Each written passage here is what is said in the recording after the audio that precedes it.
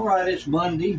Gonna Gotta go check the air conditioning on one of the one of my wife's older aunts.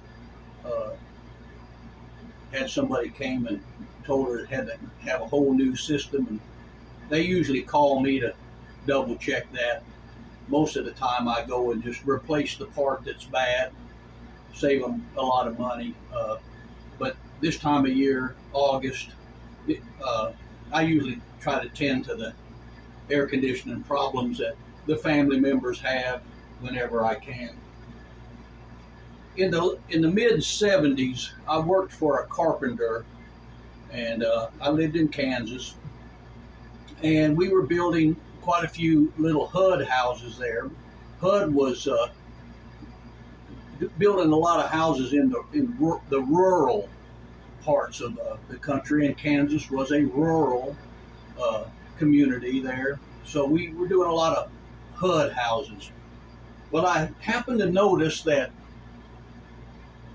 in about 1,000 to 1,200 square foot house, that's how big they built them in the '70s. They didn't build the huge houses that they build now. But of that 1,200, let's say, square feet, half of that was the kitchen and living area, all in one big open room. And then they always had 3 bedrooms, but the bedrooms were tiny and the bathrooms were tiny. You could hardly move around in the bathroom. And I asked the carpenter that I was working for, I said, why do they have such small bedrooms? And why is that living room area so big? And he said that HUD's plan was in the '70s there, the TV was becoming real popular. And HUD's idea was that because of the TV, families were going to spend all of their time in the living room watching the TV together, and they were going to spend very little time in their bedrooms. Well, as TVs got cheaper, everybody ended up putting a TV in every bedroom, and then pretty soon, guess what happened with the TV? It wasn't families gathering together to watch the Disney show of the week on Saturday night in the living room. They were all in their own bedroom watching whatever they wanted to watch by themselves. So the idea that the TV was going to bring the family together really didn't pan out. So I want to talk today about the screen time.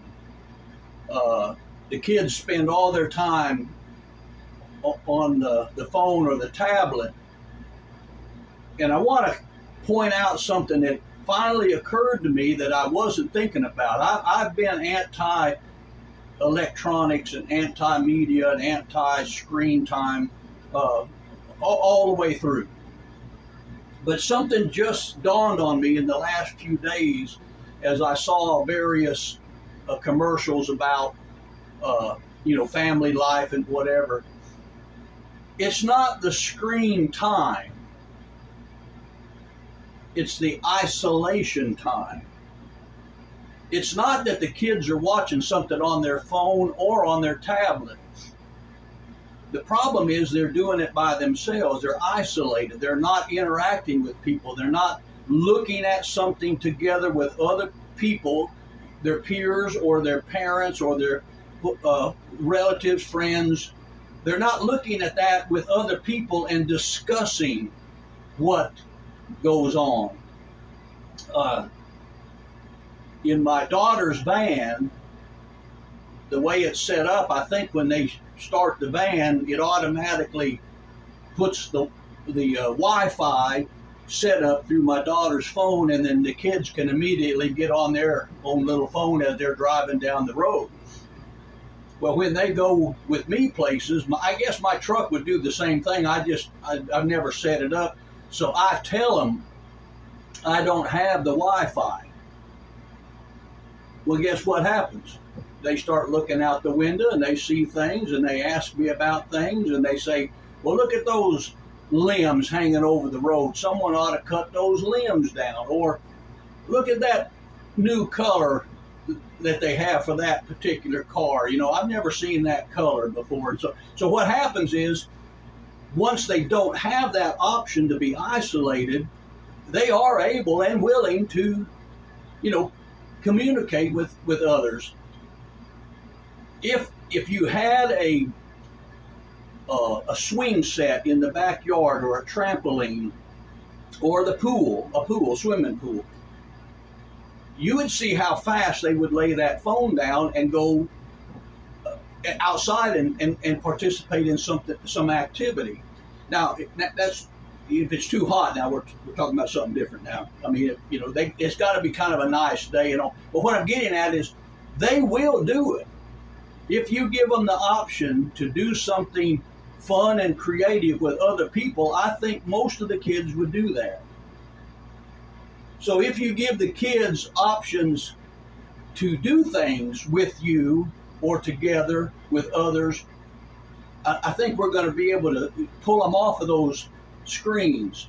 So I don't know exactly how we're going to have to do it, but I'm going to pray about it, and I hope you'll pray about it. We need to figure out, even if we have to use the screen to do it, gather them together, let them look at something on the screen, and then have them discuss it, because I don't want them to end up being all separated and isolated to the point where they do not know how to interact with each other. So anyway, you can either try to reduce their screen time, which I would say good luck, or maybe we can change the way in which they use their screen. Maybe we can engage them into using their screen to look up things or to study things. Or I tell you, there's been a few times that I have just asked my grandkids, what is the phase of the moon for this weekend? Hey, they'll go look it up. Or if I ask them, what's the largest elephant that ever lived? Or what is the tallest mountain? They'll actually do it, because, you know, they kind of like to play on this. But you can move them into interacting with you and the screen, and that may be our best hope, is that somehow we, who are opposed to the screen, maybe we're going to have to get involved with the screen and the kids, so that we can actually do the interaction and keep them up to date on how to relate to people, and how to be friends, and how to do research, and how to study, and how to, you know, and how to just be a part of a community instead of an isolated, individual on a screen. Anyway, give some thought to that. I'm going to pray about it. I hope you'll pray about it. Let's figure out, what do we have to do to bring our kids back into community, even if we have to use the screens to do it. I'll see you in church Sunday.